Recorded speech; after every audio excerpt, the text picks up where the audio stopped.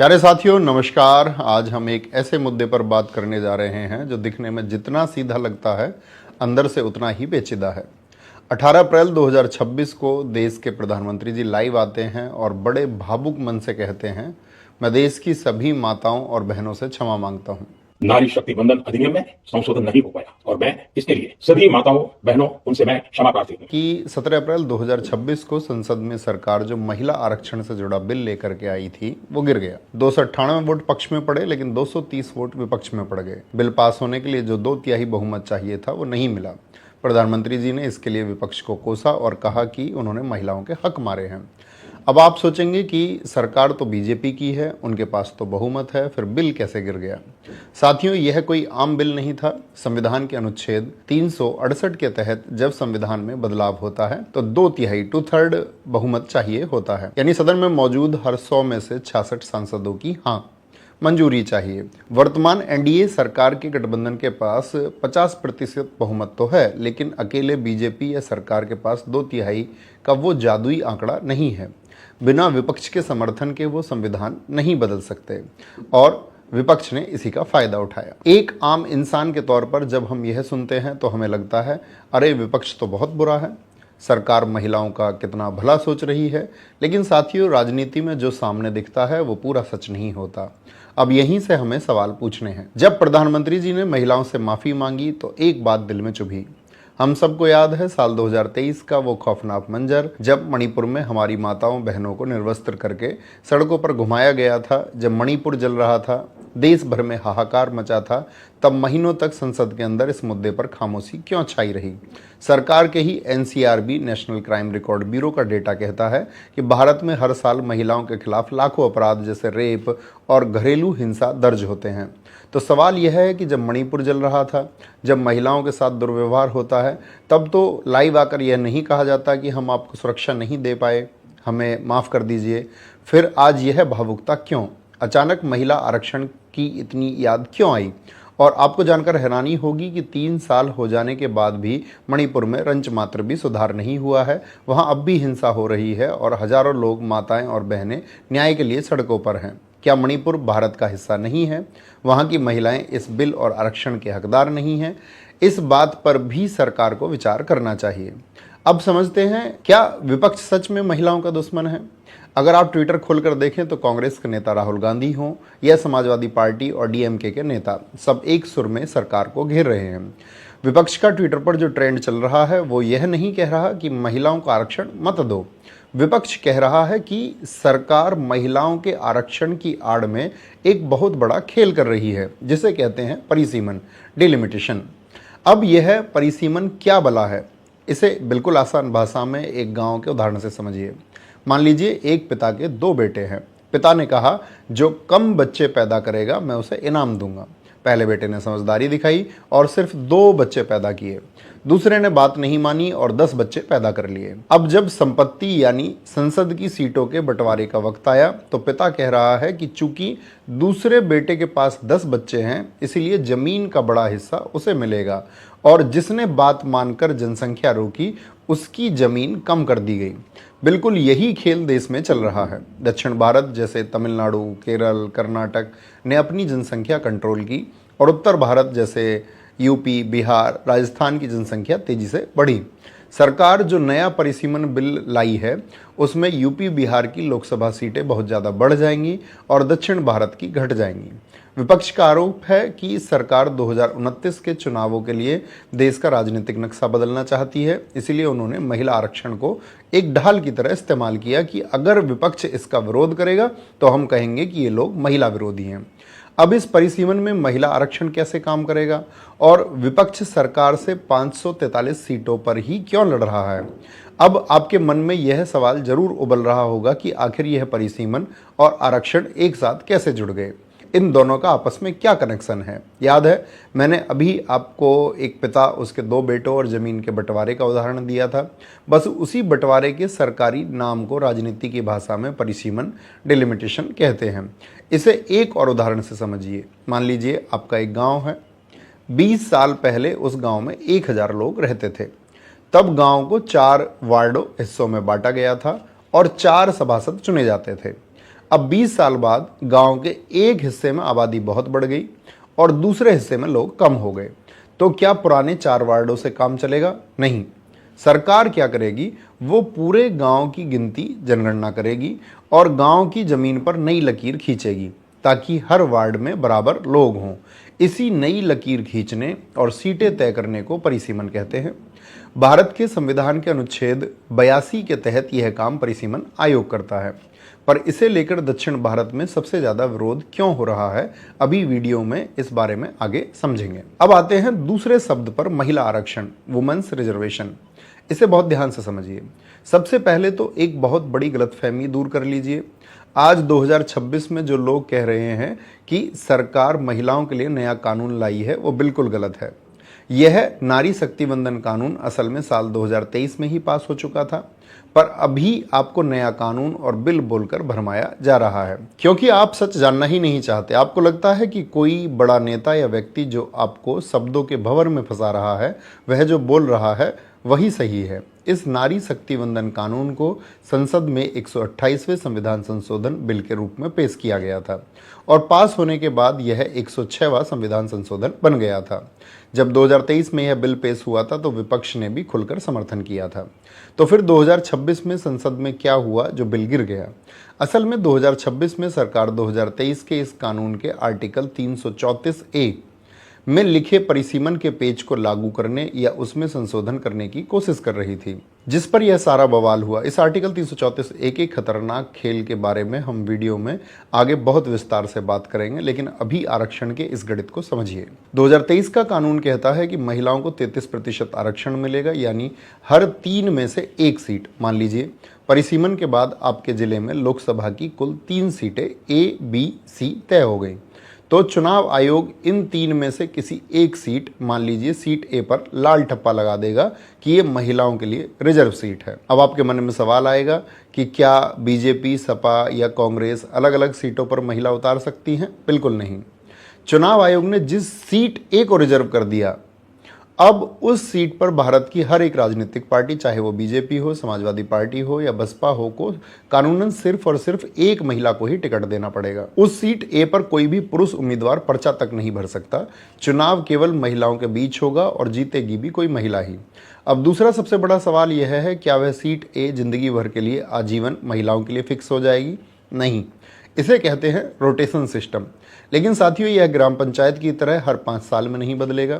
नए कानून के हिसाब से जब भी देश में अगला परिसीमन, डिलिमिटेशन होगा, तब यह सीट सामान्य हो जाएगी और इसकी जगह कोई दूसरी सीट B या C महिलाओं के लिए रिजर्व हो जाएगी, ताकि हर इलाके को एक महिला का नेतृत्व मिले। सुनने में कितना अच्छा लगता है ना कि हर 3 में से 1 कुर्सी पर हमारी माताएं बहनें बैठेंगी। तो फिर 17 अप्रैल 2026 को संसद में पेच कहां फंस गया? पेच फंसा तारीख और शर्त पर। सरकार ने बिल में चुपके से एक लाइन लिख दी कि हम महिलाओं को आरक्षण तो देंगे, लेकिन आज नहीं। पहले हम पूरे देश की आबादी गिनेंगे, जनगणना करेंगे, फिर पूरे देश की सीटों का बंटवारा करेंगे, परिसीमन, और उसके बाद जो नई सीटें बनेंगी उन पर महिलाओं को आरक्षण देंगे। विपक्ष ने यही बात पकड़ ली और यहीं से शुरू होता है वो खतरनाक खेल, जिसका सीधा असर हमारे यूपी, बिहार से लेकर दक्षिण भारत तक पड़ने वाला है। विपक्ष कह रहा है कि अरे भाई, जब आज हमारे पास लोकसभा में 543 सीटें हैं, तो आप आज ही इन 543 का 33% यानी 181 सीटें महिलाओं को क्यों नहीं दे देते? आप 2026 के परिसीमन का और नई सीटें बढ़ने का इंतजार क्यों कर रहे हैं?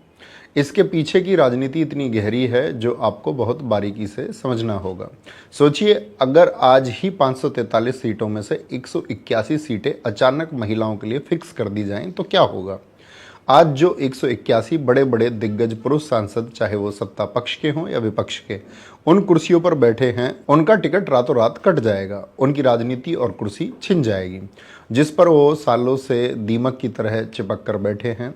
सरकार जानती है कि अगर उसने अपने ही दिग्गज पुरुष नेताओं का टिकट काटा तो पार्टी के अंदर नेताओं में बगावत हो जाएगी। इसलिए सरकार ने एक मास्टर प्लान बनाया। सरकार ने कहा कि हम पुरानी 543 सीटों को नहीं छेड़ेंगे, पहले हम परिसीमन कराएंगे, जब लोकसभा की सीटें 543 से बढ़कर 800 के पार हो जाएंगी, तब जो एक्स्ट्रा नई सीटें बनेंगी हम उनमें से महिलाओं को आरक्षण दे देंगे, ताकि सांप भी मर जाए और लाठी भी ना टूटे। मतलब महिलाओं को आरक्षण भी मिल जाए और पुराने जमे हुए पुरुष नेताओं की कुर्सियां भी बच जाएं। लेकिन इसी सीटें बढ़ाने के चक्कर में दक्षिण भारत और पूर्वी राज्य भी भड़के हुए हैं।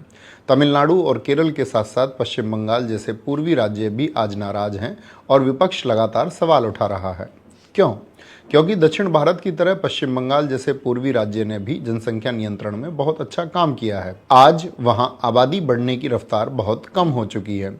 अब उन्हें डर है कि आबादी कंट्रोल करने के इस अच्छे काम की सजा उन्हें 2026 के परिसीमन में मिलेगी। उन्हें डर है कि नए परिसीमन में उत्तर भारत, यूपी, बिहार की सीटें बेतहासा बढ़ जाएंगी और पश्चिम बंगाल तथा दक्षिण राज्यों की संसद में ताकत और आवाज कमजोर कर दी जाएगी। अभी हमने समझा कि कैसे हमारे देश में नेता परिसीमन और 543 सीटों के डर से महिलाओं के आरक्षण को 2029 तक टालने का खेल खेल रहे हैं।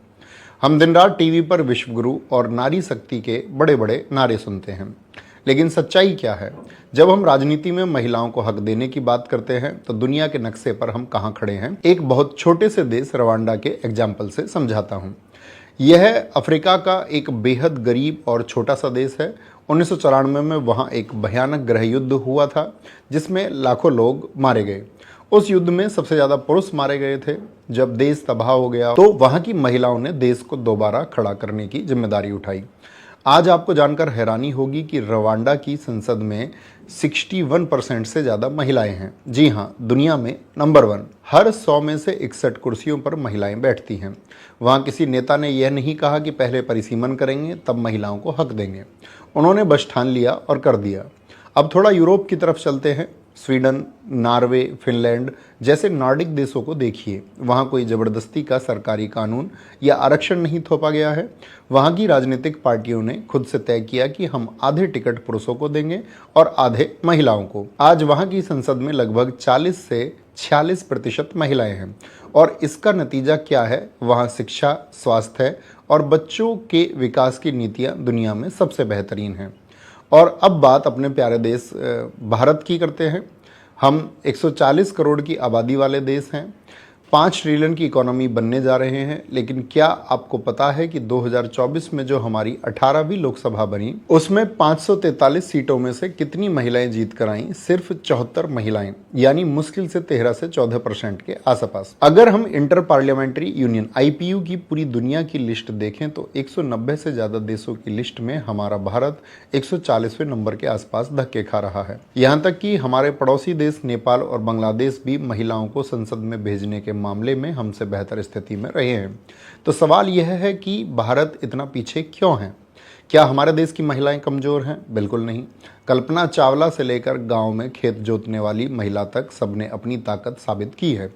हम पीछे इसलिए हैं क्योंकि हमारे देश की राजनीति में एक महिला को टिकट देना रिस्क माना जाता है। नेताओं को लगता है कि महिला चुनाव कैसे लड़ेगी, गुंडों का सामना कैसे करेगी, पैसा कहां से लाएगी। दुनिया के देशों ने इच्छा शक्ति, विल पावर दिखाई और महिलाओं को आगे कर दिया। और हमारे देश में 1996 से लेकर आज 2026 तक पूरे 30 साल में हम सिर्फ तारीख पे तारीख दे रहे हैं। और जब 2023 में बिल पास भी हुआ तो उसे परिसीमन नाम के पिंजरे में कैद कर दिया गया। अब जरा अपनी याददाश्त के घोड़ों को थोड़ा पीछे दौड़ाइए।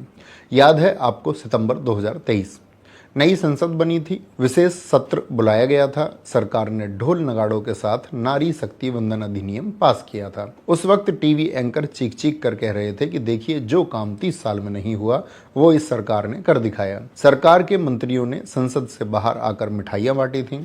ऐसा माहौल बना दिया गया था जैसे अगले ही दिन से महिलाओं को संसद की कुर्सियां मिल जाएंगी। विपक्ष ने उस वक्त भी बिल का समर्थन किया था, लेकिन विपक्षी नेताओं ने एक बहुत बड़ी चेतावनी दी थी।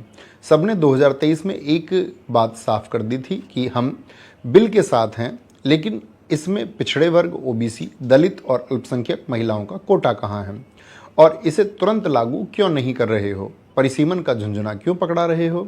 और विपक्ष की वो चेतावनी आज अप्रैल 2026 में 100% सच साबित होती दिख रही है। जो सरकार 2023 में नारी शक्ति का क्रेडिट ले रही थी, आज अप्रैल 2026 में जब बिल 2/3 बहुमत ना मिलने से गिरा तो वही सरकार सारा दोष विपक्ष पर मढ़ रही है। प्रधानमंत्री जी आकर क्षमा मांग रहे हैं। अगर आप विपक्ष के ट्विटर हैंडल्स देखें तो समाजवादी पार्टी और इंडिया गठबंधन के नेता सीधे तौर पर सरकार से पूछ रहे हैं कि अगर आपकी नीयत सच में साफ थी तो आपने 543 सीटों पर आज ही महिला आरक्षण लागू क्यों नहीं किया? आपने इसे 2026 के परिसीमन और दक्षिण भारत के सीटें कम करने की साजिश के साथ क्यों बांधा? विपक्ष साफ कह रहा है कि यह महिला आरक्षण का बिल था ही नहीं, यह तो परिसीमन का जाल था। सरकार चाहती थी कि विपक्ष इस बिल का विरोध करे ताकि चुनाव में वो जनता से कह सके कि देखिए विपक्ष महिलाओं का विरोधी है। जैसा कि वर्तमान समय में आपको देश के अलग अलग राज्यों में महिलाओं द्वारा विपक्ष के विरोध में प्रदर्शन दिख भी रहा है। पर मैं आपको एक कड़वा सच बताता हूं कि इस तरह के विरोध प्रदर्शन में शामिल 99% महिलाओं को यह तक नहीं पता कि यह आरक्षण बिल या नारी शक्ति वंदन बिल है क्या, इसमें महिलाओं को लाभ क्या मिलेगा और क्या हानि हो सकती है, इसके बारे में 99% महिलाओं को पता नहीं है। अभी मैं एक वीडियो देख रहा था जिसमें एक महिला कह रही थी कि हम तो प्रदर्शन में इसलिए शामिल हैं कि हमें बिजली बिल माफ करवाना है। इस बिल के बारे में आप क्या बोलना चाहेंगे? क्या बोलेंगे, जो हो रहा ठीक हो रहा, जब कम हो जाएगा तक क्या कम हो जाना? बिल कौन सा बिल? बिजली का बिल की बात नहीं हो रही है। आप इस तरह के नैरेटिव और मेंटलिटी को समझिए कि किस तरह से हाइप क्रिएट किया जा रहा है विपक्ष को नीचा दिखाने के लिए या फिर विपक्ष को डिग्रेड करने के लिए, किस तरह से कैंपेन चलाया जा रहा है। मैं यहाँ किसी भी पार्टी का पक्षधर नहीं हूँ, मैं आपको बस जो सच्चाई है वह बताने की कोशिश कर रहा हूँ और आप इस तरह की सच्चाई को देख भी रहे हैं। अगर फिर भी आप सामने वाले को किसी पार्टी विशेष का टैग दे रहे हैं तो यह आपकी मेंटलिटी है, क्योंकि आप समझना ही नहीं चाहते कि सही गलत क्या है, सच क्या है, और जानते हैं अगर विपक्ष विरोध ना करे तो सरकार दक्षिण भारत की सीटें कम करके और यूपी बिहार की सीटें बढ़ाकर अपना राजनीतिक उल्लू सीधा कर ले। क्योंकि आप नक्शा उठाकर देख लीजिए, आज दक्षिण भारत के राज्यों में या तो कांग्रेस की सरकार है या फिर विपक्षी गठबंधन इंडिया अलायंस की सरकारें हैं। वहीं उत्तर भारत में लगभग 90% राज्यों में वर्तमान सत्ताधारी पार्टी बीजेपी का कब्जा है। यानी जो जनता यह सोच रही थी कि यह लड़ाई हमारी माताओं बहनों के हक की है, असल में वो लड़ाई सिर्फ और सिर्फ 2029 की शतरंज बिछाने की है। महिलाओं को तो सिर्फ एक मोहरा बनाया गया और इस शतरंज में सबसे बड़ा खेल होने वाला है सीटों के गणित का। कैसे 543 सीटें बढ़कर 800 के पार हो जाएंगी और कैसे यह पूरे उत्तर भारत और दक्षिण भारत का नक्शा बदल देगा। अब आप इस 543 नंबर के गणित को जरा ध्यान से समझिए। यही वो नंबर है जिसने हमारी माताओं बहनों के 33% आरक्षण को बंधक बना रखा है। अब आप सोचेंगे कि सर इस 543 के नंबर में ऐसा क्या जादू है और यह जादुई कहानी शुरू कहाँ से होती है। दरअसल कहानी आज़ादी के तुरंत बाद से शुरू होती है। शुरुआत में हमारे संविधान का नियम था कि हर 10 साल में जब जनगणना सेंसस होगी तो उसके हिसाब से परिसीमन होगा और सीटें बढ़ेंगी। जनगणना के बाद के साल 1952, 1962 और 1972 में ऐसा हुआ भी और सीटें बढ़ती गईं। लेकिन 1971 की जनगणना के बाद सरकार ने देखा कि देश की आबादी तो बेतहाशा बढ़ रही है, अगर ऐसे ही आबादी के हिसाब से सीटें बढ़ती रहेंगी तो संसद में बैठने की जगह ही नहीं बचेंगी। इसीलिए साल 1976 42वें संविधान संशोधन में सरकार ने सीटों की संख्या 543 पर फ्रीज कर दी, यानी रोक लगा दी। तय हुआ कि साल 2000 तक सीटें नहीं बढ़ेंगी ताकि इस बीच राज्य अपनी आबादी को कंट्रोल करें। अब कहानी में आता है महिलाओं का एंगल। जब सीटों पर रोक लगी हुई थी उसी बीच साल 1996 में पहली बार संसद में महिलाओं को 33% आरक्षण देने का बिल 81वां संशोधन लाया गया। लेकिन तब संसद में बैठे रसूखदार नेताओं ने इसे पास नहीं होने दिया और बिल गिर गया। फिर आया साल 2001। 1976 में जो सीटों पर रोक लगी थी वो साल 2000 में खत्म हो रही थी। तब की सरकार, वाजपेयी सरकार ने देखा कि दक्षिण भारत के राज्यों ने तो अपनी आबादी कंट्रोल कर ली है, लेकिन यूपी बिहार की आबादी अभी भी बहुत ज़्यादा है। अगर अभी सीटें बढ़ाई तो दक्षिण भारत के साथ अन्याय होगा। इसीलिए साल 2001 में एक नया कानून लाया गया, 84वां संविधान संशोधन। इस कानून ने उस पुराने ताले को फिर से बंद कर दिया और लिख दिया कि साल 2026 तक लोकसभा की सीटें 543 ही रहेंगी, चाहे आबादी कितनी भी बढ़ जाए। अब ध्यान दीजिए, 1996 में महिलाओं का बिल अटका और 2001 में परिसीमन पर 25 साल का ताला लग गया। आज हम 2026 में आ गए हैं, यानी 2001 से लेकर 2026 के वो 25 साल पूरे हो गए। अब वो ताला खुलने वाला है। अब जो नया परिसीमन होगा वो पुरानी 1971 की आबादी पर नहीं बल्कि नई जनगणना पर होगा। अब यहीं से शुरू होता है असली खेल। आपने देखा होगा कि सरकार ने जो नई संसद बनाई है उसमें लोकसभा के अंदर 888 सांसदों के बैठने की जगह है। सोचिए, जब सीटें 543 हैं तो 888 कुर्सियां क्यों लगाई गई हैं? क्योंकि सरकार जानती है कि परिसीमन के बाद सीटें बढ़ने वाली हैं। अब समझिए यूपी बिहार का पेचीदा गणित। हमारा उत्तर प्रदेश आबादी के मामले में देश का सबसे बड़ा राज्य है। आज यूपी के पास लोकसभा की 80 सीटें हैं, लेकिन पिछले 50 सालों में यूपी और बिहार की आबादी जिस रफ्तार से बढ़ी है, अगर नई आबादी के हिसाब से परिसीमन हुआ तो बड़े बड़े अर्थशास्त्रियों और अमेरिका की मशहूर रिसर्च कंपनी कार्नेगी एंडाउमेंट का अनुमान है कि यूपी की सीटें 80 से बढ़कर 143 के पार जा सकती हैं और बिहार की सीटें 40 से बढ़कर 79 के पार जा सकती हैं। यानी सिर्फ यूपी और बिहार मिलाकर ही 220 से ज्यादा सीटें दे देंगे। दिल्ली की गद्दी का रास्ता सीधे तौर पर सिर्फ उत्तर भारत से होकर गुजरेगा। अब इस गणित को महिला आरक्षण से जोड़कर देखिए, इसे बिल्कुल ध्यान से समझिएगा। आज यूपी में 80 सीटें हैं। अगर सरकार आज ही 33% महिला आरक्षण लागू कर दे तो 80 में से 26 सीटें महिलाओं को देनी पड़ेंगी, यानी पुरुषों के लिए सिर्फ 54 सीटें बचेंगी। इसका मतलब है कि आज जो 80 बड़े बड़े पुरुष नेता कुर्सियों पर जमे हैं उनमें से 26 का टिकट कट जाएगा। नेता बगावत कर देंगे। इसीलिए सरकार ने परिसीमन का मास्टर स्ट्रोक खेला। सरकार ने कहा है कि थोड़ा रुको, 2026 में यूपी की कुल सीटें 80 से बढ़ाकर 143 कर देते हैं। जब कुल 143 सीटें हो जाएंगी तब हम उसका 33% यानी करीब 47 सीटें महिलाओं को दे देंगे। अब जादू देखिए, 143 में से 47 सीटें महिलाओं को देने के बाद भी पुरुषों के लिए कितनी सीटें बचेंगी? 96 सीट्स, 96 सीटें। यानी जो पुरुष नेता आज 80 सीटों पर बैठे हैं, आरक्षण लागू होने के बाद उनकी सीटें घटने के बजाय बढ़कर 96 हो जाएंगी। किसी भी पुराने पुरुष नेता का टिकट नहीं कटेगा, सबकी कुर्सी बच जाएगी और नारी शक्ति का डंका भी बज जाएगा। यानी सच यह है कि राजनीति में किसी को महिलाओं की फिक्र नहीं है। फिक्र है तो सिर्फ अपनी कुर्सी बचाने की। महिलाओं के हक को सिर्फ इसीलिए रोक कर रखा गया है ताकि जब यूपी बिहार की नई सीटें बढ़ें तो बिना किसी पुरुष नेता का टिकट काटे नारी शक्ति का नारा लगाया जा सके। लेकिन जहां एक तरफ यूपी बिहार के नेता इस नए परिसीमन से खुश हैं और मौज में हैं, वहीं दूसरी तरफ भारत के नक्शे के नीचे की तरफ एक बहुत बड़ा भूचाल आ गया है। अब बात करते हैं कि दक्षिण भारत और पूर्वी भारत के राज्यों की जो इस परिसीमन के नाम से डर रहे हैं। क्यों? क्योंकि उन्होंने एक ऐसी गलती कर दी थी जिसकी सजा उन्हें 2026 में मिल रही है। अब जरा इस लाल रंग वाले हिस्से यानी हमारे दक्षिण भारत, तमिलनाडु, केरल, आंध्र प्रदेश, कर्नाटक आदि की तरफ देखिए। ये राज्य इस वक्त खौफ में है और इनका खौफ बिल्कुल जायज है। 1970 के दशक में भारत सरकार ने नारा दिया था, हम दो हमारे दो, फैमिली प्लानिंग। दक्षिण भारत की सरकारों ने दिन रात मेहनत की, शिक्षा बढ़ाई, जनसंख्या नियंत्रण को लेकर लोगों को जागरूक किया और अपनी आबादी को कंट्रोल किया। आज केरल और तमिलनाडु में जन्म दर, फर्टिलिटी रेट दुनिया के विकसित देशों के बराबर आ चुकी है। दूसरी तरफ यूपी, बिहार, मध्य प्रदेश और राजस्थान ने इस नीति पर ध्यान नहीं दिया और आबादी रॉकेट की तरह बढ़ती गई। अब जो 2026 में परिसीमन का नया नियम आ रहा है वो कहता है कि सीटें नई आबादी के हिसाब से बटेंगी। बड़े बड़े अर्थशास्त्रियों का आंकड़ा कहता है कि अगर ऐसा हुआ तो जहां यूपी की सीटें 80 से 143 हो जाएंगी, वहीं दक्षिण भारत के राज्यों की सीटें या तो उतनी ही रह जाएंगी या कम हो जाएंगी। यानी दिल्ली की गद्दी पर दक्षिण भारत की आवाज़ बिल्कुल कमज़ोर हो जाएगी। अब आपको समझ आया होगा कि तमिलनाडु के मुख्यमंत्री M.K. स्टालिन से लेकर केरल और कर्नाटक के नेता क्यों विरोध कर रहे हैं। वो कह रहे हैं कि सरकार ने जानबूझकर महिलाओं के 33% आरक्षण को परिसीमन के साथ बांध दिया है। सरकार चाहती है कि हम परिसीमन के डर से इस बिल का विरोध करें तो वो पूरे देश में ढिंढोरा पीट दें कि देखो दक्षिण वाले महिलाओं के दुश्मन हैं।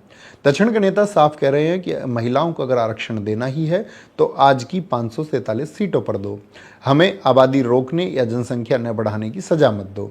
अगर हमारी संसद में सीटें कम हो गई तो कल को केंद्र सरकार से मिलने वाला पैसा और बजट भी हमें कम मिलेगा, यानी अच्छा काम करने वालों को डबल सजा।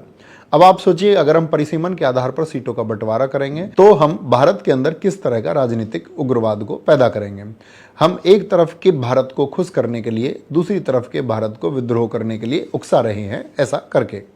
तो साथियों, जो बिल टीवी पर नारी शक्ति के नाम से बेचा जा रहा था, उसके पर्दे के पीछे देश को उत्तर बनाम दक्षिण, नॉर्थ वर्सेस साउथ में बांटने की कितनी गहरी साजिश रची गई है, यह अब आपके सामने है। लेकिन रुकिए, बवाल सिर्फ दक्षिण भारत में नहीं है।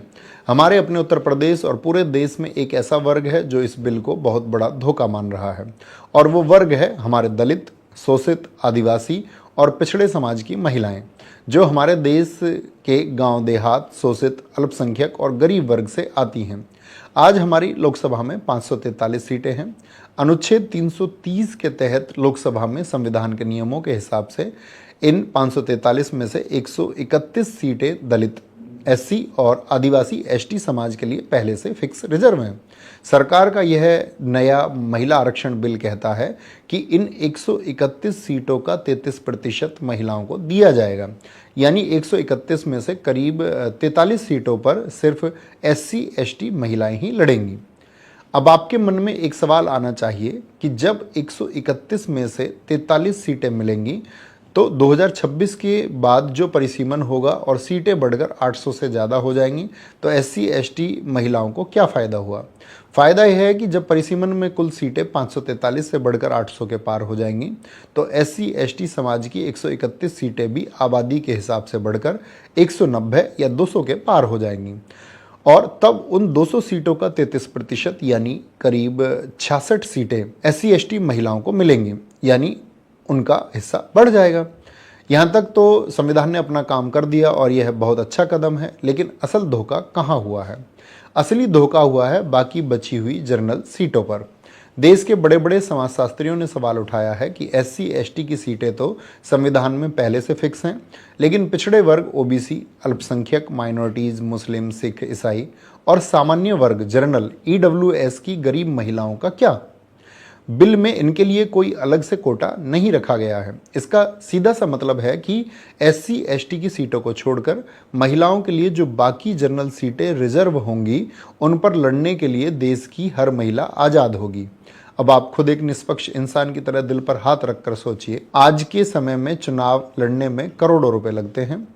एक तरफ किसी बड़े अरबपति, बाहुबली नेता या मंत्री की पढ़ी लिखी पैसे वाली पत्नी या बेटी चुनाव में खड़ी हो, और दूसरी तरफ हमारे गांव देहात की कोई पिछड़े वर्ग की महिला, कोई अल्पसंख्यक महिला या फिर कोई सामान्य वर्ग की कोई बहुत ही गरीब किसानी करने वाली महिला जो पढ़ी लिखी समझदार है पर वो अमीर नहीं है, रसूखदार नहीं है, वह चुनाव में खड़ी हो, तो क्या वो गरीब महिला उस रसूखदार अरबपति महिला का मुकाबला कर पाएगी?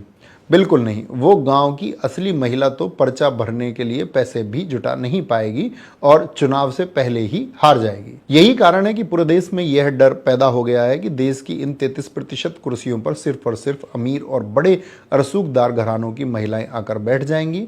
महिलाओं के आरक्षण की आड़ में यह लड़ाई पुरुष बनाम महिला नहीं बल्कि अमीर महिला बनाम गरीब महिला की हो जाएगी।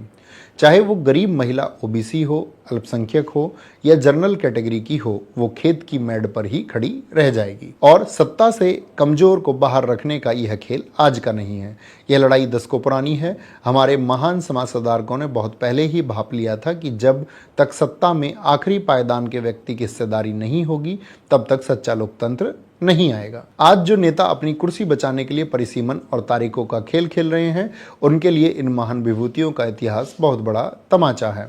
हम बात कर रहे हैं नारी शक्ति की, लेकिन क्या आप जानते हैं जब सच में महिलाओं को ताकत देने की बात आई थी तो इतिहास में क्या हुआ था? आइए मैं आपको साल 1951 में ले चलता हूं।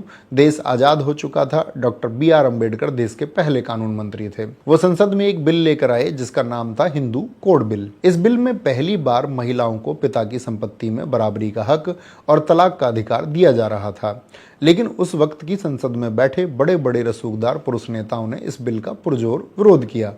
वो नहीं चाहते थे कि महिलाओं को आज़ादी और ताकत मिले। जब अंबेडकर जी ने देखा कि महिलाओं के हक का यह बिल पास नहीं हो पा रहा है तो उन्होंने क्या किया? उन्होंने सत्ता की मलाई नहीं खाई। डॉक्टर अंबेडकर ने तुरंत कानून मंत्री की कुर्सी को ठोकर मार दी और इस्तीफा रेजिग्नेशन दे दिया।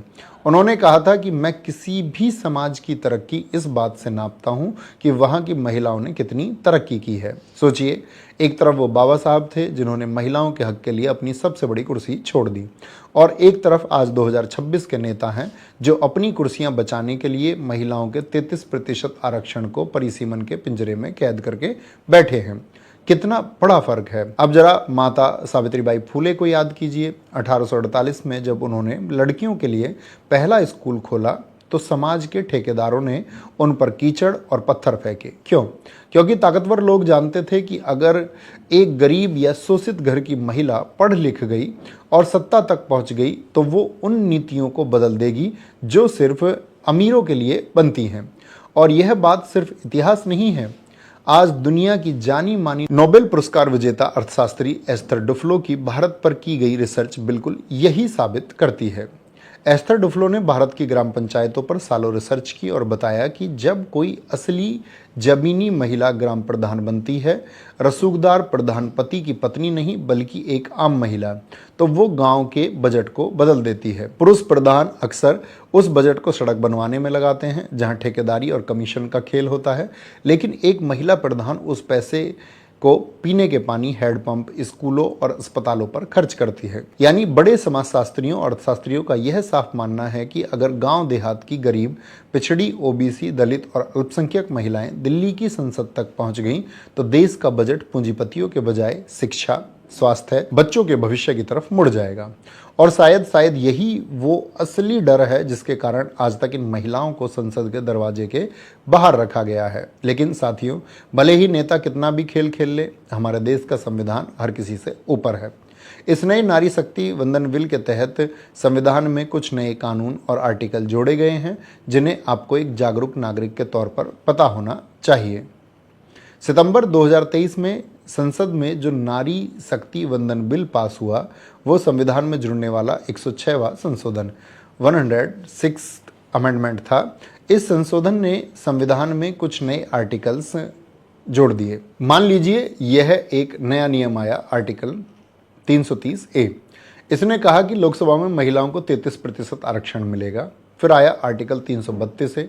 इसने कहा कि राज्य की विधानसभाओं में जहां विधायक बैठते हैं में भी महिलाओं को 33% आरक्षण मिलेगा।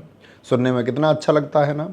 बिल्कुल वैसा ही जैसे आपने टीवी या अखबारों में कोई विज्ञापन देखा होगा जिसमें बड़े बड़े अक्षरों में लिखा होता है कि बधाई हो, आपको 10 लाख रुपए की कार बिल्कुल मुफ्त मिलेगी।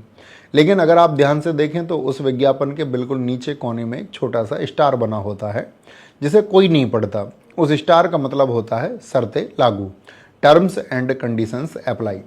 नारी शक्ति वंदन अधिनियम में भी एक ऐसा ही स्टार लगाया गया है और उस स्टार का नाम है आर्टिकल 334A। यही वो आर्टिकल है जिसने महिलाओं के इस पूरे आरक्षण को एक ऑफर से बदलकर एक भूल भुलैया बना दिया है। आइए इस 334A की 3 सबसे खतरनाक शर्तें, टर्म्स एंड कंडीशंस को पढ़ते हैं। शर्त नंबर 1, इंतजार की घड़ी। यह आरक्षण आज से लागू नहीं होगा, यह तभी लागू होगा जब पहले देश की जनगणना सेंसस होगी और उस जनगणना के आधार पर नया परिसीमन डिलिमिटेशन होगा। यानी सरकार ने कह दिया है कि कार तो मिलेगी लेकिन तब मिलेगी जब 2026 के बाद हमारे गणित के हिसाब से सड़कें नहीं बनेंगी, यानी जनगणना और परिसीमन होगा। शर्त नंबर 2, 15 साल की एक्सपायरी डेट। आर्टिकल 334A साफ कहता है कि यह आरक्षण सिर्फ 15 सालों के लिए लागू होगा, यानी लगभग 3 लोकसभा चुनाव। 15 साल बाद यह अपने आप खत्म हो जाएगा। अगर भविष्य की सरकार चाहेगी तो इसे आगे बढ़ाएगी। शर्त नंबर 3, रोटेशन या चक्री। जो सीट एक बार महिलाओं के लिए रिजर्व हो गई वो हमेशा फिक्स नहीं रहेगी, वो बदलती रहेगी, लेकिन हर चुनाव में नहीं। जैसा कि मैंने पहले बताया, जब भी देश में अगला परिसीमन होगा तब सीटें रोटेट होंगी। अब एक तथ्य और समझिए, जैसे कि पिछले दरवाजे की राजनीति और सुरक्षित कुर्सियां। साथियों, हमारे देश के सिस्टम में 2 तरह के सदन होते हैं। एक वो जहां आप और हम यानी जनता लाइन में लगकर सीधे वोट देती है, इसे केंद्र में लोकसभा और राज्यों में विधानसभा कहते हैं। लेकिन एक दूसरा सदन भी होता है जहां नेता बिना जनता के बीच गए, बिना धूप में पसीना बहाए, पिछले दरवाजे बैकडोर से सीधे सांसद या विधायक बन जाते हैं। इसे केंद्र में राज्यसभा और राज्यों में विधान परिषद कहते हैं। अब आप सोचेंगे कि बिना चुनाव लड़े ये नेता अंदर जाकर करते क्या हैं? साथियों, असली ताकत तो इन्हीं के पास होती है। देश या राज्य का कोई भी बड़ा कानून तब तक पास नहीं हो सकता जब तक राज्यसभा या विधान परिषद के ये नेता उस पर अपनी मुहर ना लगा दें। ये नेता बिना कोई चुनाव लड़े सीधे सरकार में कैबिनेट मंत्री बन जाते हैं, देश की बड़ी बड़ी नीतियां तय करते हैं और हजारों करोड़ का बजट चलाते हैं। अब सरकार का यह पक्षपात और चालाकी देखिए। सरकार ने लोकसभा और विधानसभा में तो महिलाओं को 33% आरक्षण दे दिया, लेकिन बड़ी ही खामोशी से इन्हीं पावरफुल राज्यसभा और विधान परिषद को इस बिल से पूरी तरह बाहर रखा गया। जब संसद में इस बिल पर बहस चल रही थी, तब देश के जाने माने वकील कपिल सिब्बल जी और विपक्ष के कई बड़े नेताओं ने सरकार से यही सवाल पूछा था। अब यहाँ आपके मन में एक बहुत तार्किक सवाल आना चाहिए। जब आज तक इतिहास में राज्यसभा में किसी को SC ST को भी आरक्षण नहीं मिला, तो आज विपक्ष या कपिल सिब्बल जी जैसे वकील महिलाओं के लिए ये मांग क्यों कर रहे हैं? इसके पीछे दो बहुत बड़े कारण हैं साथियों। पहला कारण है 1996 की गीता मुखर्जी कमेटी की रिपोर्ट। 1996 में जब पहली बार महिला आरक्षण बिल लाया गया था, तब गीता मुखर्जी की अध्यक्षता में कमेटी बनी थी। उस कमेटी ने साफ सिफारिश की थी कि महिलाओं को सिर्फ लोकसभा तक सीमित मत रखिए, समय के साथ उन्हें राज्यसभा और विधान परिषदों में भी आरक्षण मिलना चाहिए। और दूसरा कारण सत्ता का दोहरा मापदंड, डबल स्टैंडर्ड्स। विपक्ष सरकार से बहुत ही संयमित लेकिन तीखा सवाल पूछ रहा है कि जब गांव देहात में धूप में पसीना बहाकर चुनाव लड़ने की बात आती है, तो आप एक आम कार्यकर्ता का लोकसभा टिकट तो आसानी से काट देते हैं, लेकिन जब बात राज्यसभा की आती है, जहां चुनाव प्रचार की झंझट नहीं होती, हारने का रिस्क नहीं होता, तो वहां बैठे बड़े बड़े और रसूखदार दिग्गज पुरुष नेता महिलाओं के लिए अपनी सुरक्षित कुर्सियों का त्याग क्यों नहीं करना चाहते? इसका सीधा सा संदेश जनता के बीच यही जा रहा है कि लोकसभा में तो वोट और तालियां बटोरने के लिए महिलाओं को आगे कर दिया जाएगा, लेकिन जहां बिना पसीना बहाए नीतियां बनाने और कुर्सियों पर बैठकर राज करने की बात आएगी, वहां आज भी बड़े बड़े पुरुष नेता ही अपना कब्जा जमा कर बैठेंगे। क्या नारी शक्ति के नाम पर इससे बड़ा कोई विरोधाभास, कंट्राडिक्शन हो सकता है? सरकार दिन रात ढोल पीटती है कि जो काम 30 साल में नहीं हुआ वो हमने कर दिखाया, लेकिन 1996 में जब यह बिल पहली बार आया था, तब गीता मुखर्जी कमेटी ने स्पष्ट सिफारिश की थी कि महिलाओं को राज्यसभा और विधान परिषद में भी प्रतिनिधित्व मिलना चाहिए। अगर 30 साल बाद आप सच में समय के साथ कोई ऐतिहासिक बदलाव ला ही रहे हैं, तो महिलाओं को उन अहम और सुरक्षित सदनों के बाहर रखने के पीछे सरकार की असली मंशा क्या है? यानी टीवी पर और संसद में जो ढोल पीटे जा रहे हैं वो आर्टिकल 330 के लिए थे, लेकिन जो बात जनता से छिपाई गई थी वो आर्टिकल 334A की शर्तें थीं और विधानसभा और विधान परिषदों से महिलाओं को दूर रखने का गेम था। इसी आर्टिकल ने आरक्षण को 2029 या उसके भी आगे धकेल दिया। लेकिन अब एक मिनट के लिए रुकिए। मान लीजिए 2026 का परिसीमन हो गया, यूपी बिहार की सीटें बढ़ गई, दक्षिण भारत को ज़्यादा सीटें नहीं मिली और 2029 में महिलाओं को 33% आरक्षण मिल भी गया। तब भी क्या? एक बहुत बड़ा सवाल हमारे सामने खड़ा नहीं होता।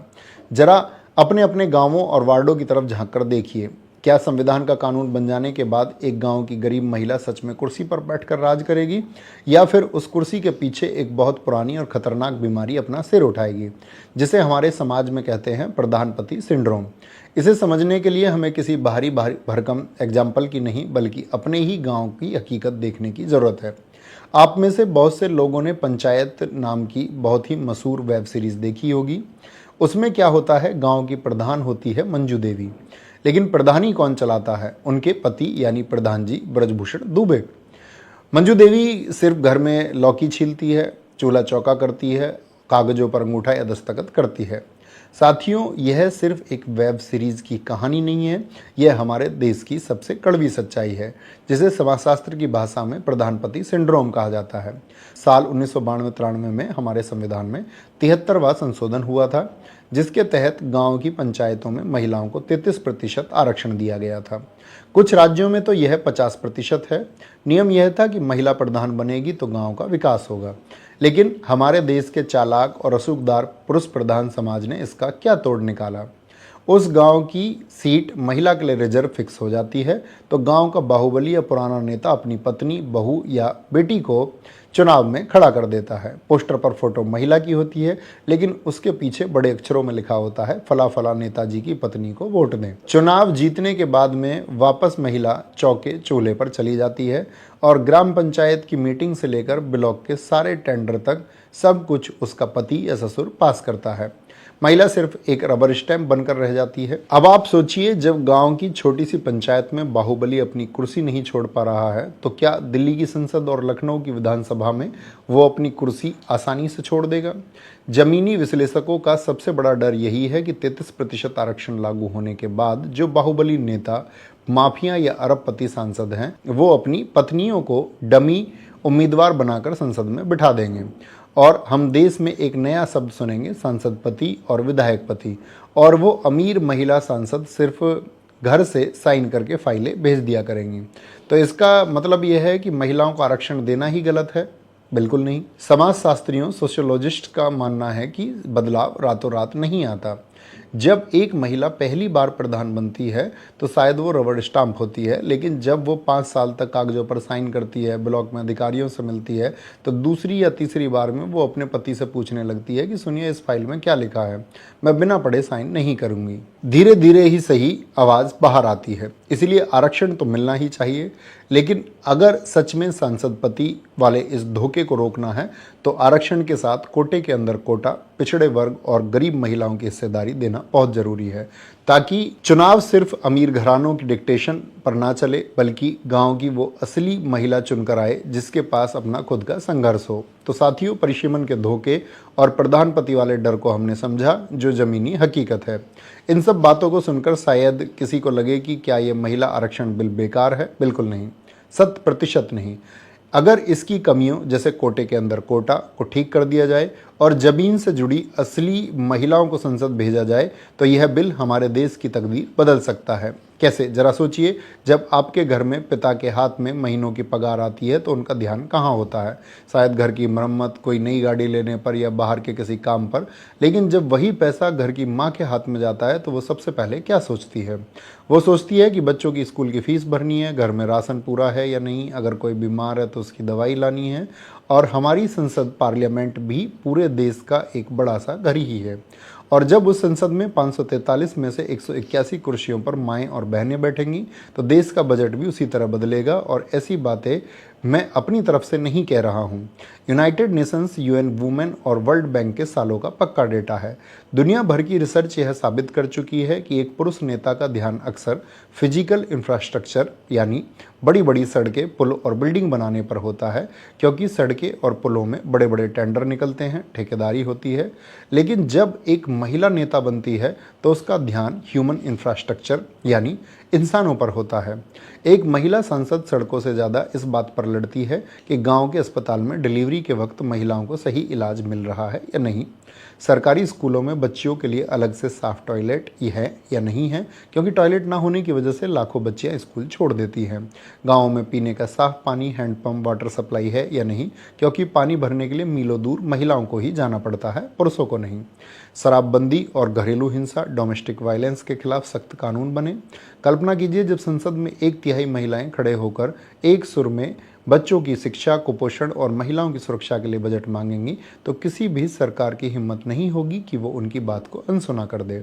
देश की नीतियां अमीरों को और अमीर बनाने के बजाय समाज के आखिरी इंसान की तरक्की की तरफ मुड़ जाएगी। यही इस नारी शक्ति वंदन बिल का सबसे खूबसूरत और असली सपना है। और यह सपना तभी साकार हो सकता है जब हर एक वर्ग और समुदाय की महिलाओं को बराबर भागीदारी का मौका मिले। पर वर्तमान सरकार समान भागीदारी हर किसी को देना ही नहीं चाहती, इसलिए जानबूझकर इस बिल में परिसीमन और बिना ओबीसी कोटे का ऐसा पेच फंसाया गया ताकि विपक्ष मजबूर होकर इसका विरोध करे। सरकार जानती थी कि अगर विपक्ष विरोध करेगा तो हम उन्हें महिला विरोधी साबित कर देंगे और जनता की सहानुभूति, सिंपैथी बटोर लेंगे। और विपक्ष भी इस जाल को समझ गया, इसलिए वो बार बार कह रहा है कि हमें 543 सीटों पर आज ही आरक्षण दो, हम आज ही वोट करेंगे, जैसा हमने 2023 में नारी शक्ति बिल का समर्थन किया। इस तरह दोनों तरफ से राजनीति हो रही है और पूरी महाभारत में इस पूरी कुर्सी की लड़ाई में अगर किसी का नुकसान हुआ तो वो है हमारे गांव की वो आम महिला जो आज भी अपने हक के लिए सिर्फ तारीखों का इंतजार कर रही है। तो निष्कर्ष क्या है? निष्कर्ष यह है कि यह महिला आरक्षण बिल एक बहुत ही शानदार और ज़रूरी कदम था, लेकिन इसे गलत नीयत और राजनीतिक स्वार्थ के साथ लागू करने की कोशिश की जा रही है। देश की आधी आबादी यानी हमारी माताओं बहनों के साथ जो यह राजनीतिक फरेब हुआ है उसे समझना हर उस युवा, हर उस छात्र और हर उस नागरिक की जिम्मेदारी है जो कल वोट डालने जाएगा।